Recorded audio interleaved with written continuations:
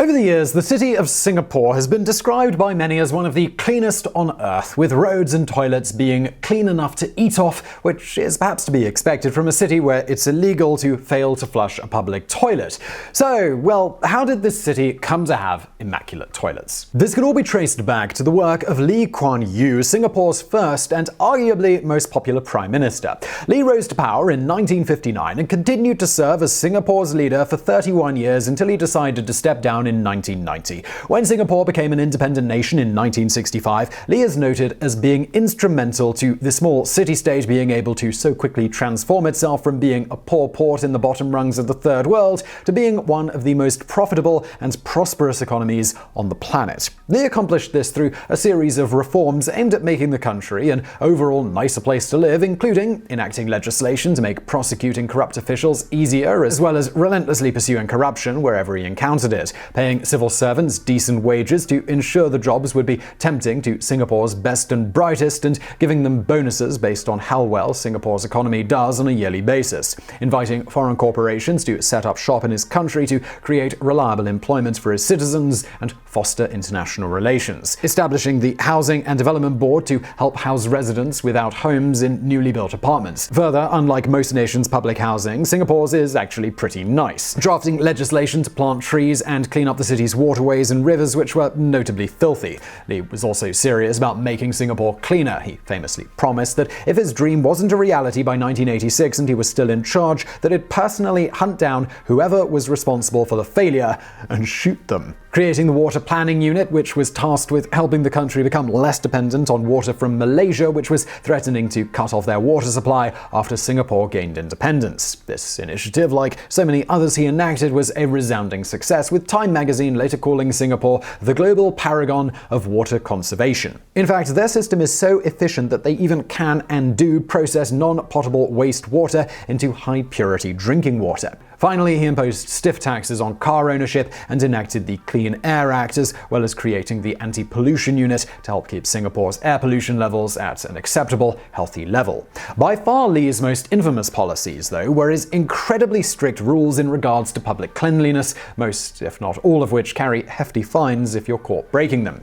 For example, not flushing a public toilet is considered a crime in Singapore, and if you're caught flouting it, you will be given an on-the-spot fine of about $150 and more if you're a repeat offender. Likewise, littering carries an equally heavy fine of about $300 or more, depending on the size of the item. Smaller items like candy wrappers usually incur a lesser fine, whilst things like soda cans can net you a trip to court and even a caning if you're caught. Lee's biggest bugbear, however, was chewing gum. He hated it with such a passion that since the 1990s, gum has been outright banned in the country. This was later partially repealed in 2004, and gum is now okay to be brought into the country in small quantities, and dentists are allowed to prescribe it for certain medical conditions. While this may seem a tad extreme, Lee's annoyance with gum chewing wasn't without precedent. You see, prior to the ban in 1992, the government was spending upwards of $150,000 a year to clean it up, and vandals were using it to disrupt the sensors on the city's newly built subway trains, stopping the doors from shutting and, in the process, causing huge delays. After the ban, cases of such gum littering plummeted, and the associated costs of cleaning it up dropped to negligible levels. If you're wondering how exactly Singapore enforces these dozens of laws, it's mostly accomplished using hundreds of undercover police officers who have the power to issue on-the-spot fines to anyone seen flouting them. Officers are known to check toilets after they've been used, and even install security cameras if they receive multiple complaints on a particular toilet to catch the offenders in the act. Perhaps our favorite Singapore cleanliness fact is that many of Singapore's elevators have urine detection devices which will lock the door of an elevator and summon the police to your location to arrest you if it detects that you're relieving yourself in said elevator. All of this might seem excessive, but the results, they speak for themselves. Today, Singapore is largely considered one of the world's leading economies, and the city itself is one of the most industrious, safe, clean, nicest to live, and richest on earth.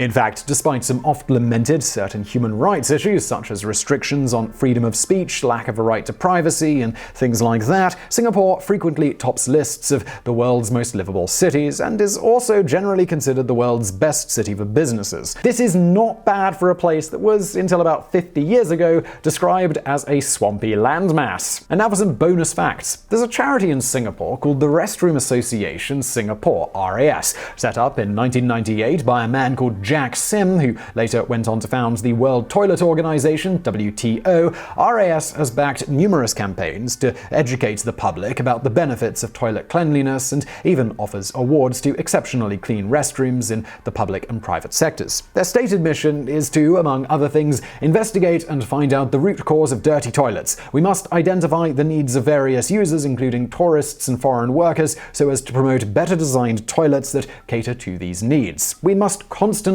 source for the best practices in cleanliness, design, and maintenance of public toilets, and review our local standards. Together with the government and other strategic partners, we must continue to raise awareness among the community on public health issues and educate the users on good toilet etiquette. Sim was reportedly inspired to start the RAS when he heard Lee's successor say, "We should measure our graciousness according to the cleanliness of our public toilets." Today, Singapore's toilet facilities are the envy of the modern world, and Sim has used his clout in the world of toilets to help bring safe, clean toilet facilities to millions in the third world through the WTO. Sims has earned the rather awesome honor of being called a hero of the environment by Time magazine. Not bad for a guy who just wants everyone to have a clean toilet to pee and poop in. And now for another bonus fact. Ever wonder why toilets are sometimes called the crapper? Probably not, as you likely assume you already know the answer. But stick with us, this is actually kind of interesting. It all started with US soldiers stationed in England during World War I. The toilets in England at the time were predominantly made by a company called Thomas Crapper & Co. Ltd. With the company's name appearing on the toilets, the founder of the company, Thomas Crapper, born around 1836 and died in 1910, was a famous plumber, at least as famous as plumbers can be. He was the official plumber of a few of the royal family of the day and owned one of the larger plumbing companies in England at the time. Among his accomplishments, he holds 8 patents in the plumbing field, including inventing such things as the ballcock, which is the float-triggered flushing mechanism in your toilet. In any event, the soldiers took to calling toilets the crapper because of Thomas Crapper & Co. and brought that slang term back with them to the United States. You might at this point be wondering if the word crap derives from crapper. It turns out, actually no. While the ultimate origins of the word crap are not entirely known, it is known that it was commonly used in England to refer to rubbish or chaff, but fell out of use in the 16th century, long before Thomas Crapper and his company came along. The term crap was still used somewhat in America, though, coming over pre-16th century from England, and it is thought that one of the reasons American soldiers seem to universally take to calling the toilets the crapper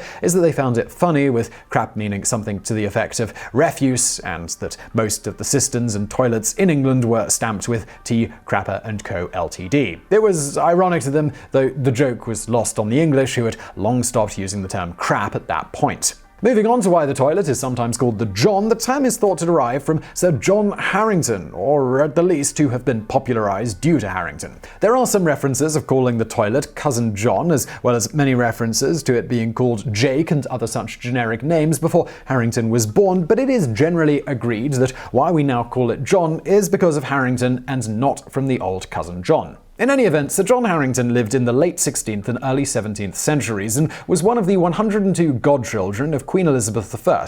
In his case, he was known as the saucy godson for his proclivity to write somewhat risque poetry and other things which often got him banished, only to be allowed to return again sometime later. Along with writing several notable works, Harrington also devised Britain's first flushing toilet, which he called the Ajax. This derived from the term jakes, which, as noted, was a slang term for what we now call a toilet.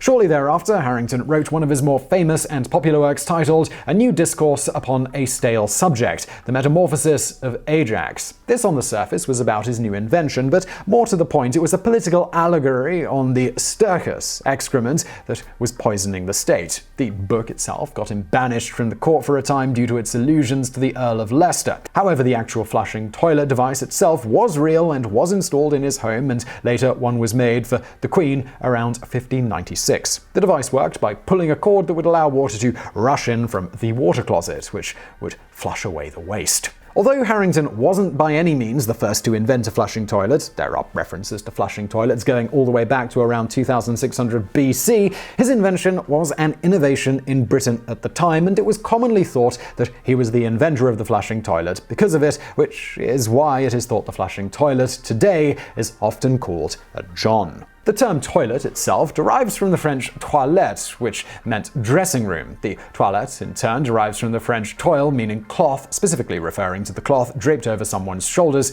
while their hair was being groomed. During the 17th century, the toilet was simply the process of getting dressed, fixing your hair, and applying makeup and the like, more or less grooming oneself. This gradually began to refer to items around where someone was groomed, such as the table, powder bottles, and other items. Around the 1800s in America, this term began being used to refer to both the room itself, where people got dressed and ready for the day, as well as the device now most commonly known as the toilet. So I really hope you found that video interesting. If you did, smash that like button below. Also, we've got a podcast. It's called The BrainFood Show. If you look in Apple Podcasts, if you just search BrainFood, one word, you are going to find it. And if you like this show, you'll like that podcast. So please go check it out. And as always, thank you for watching.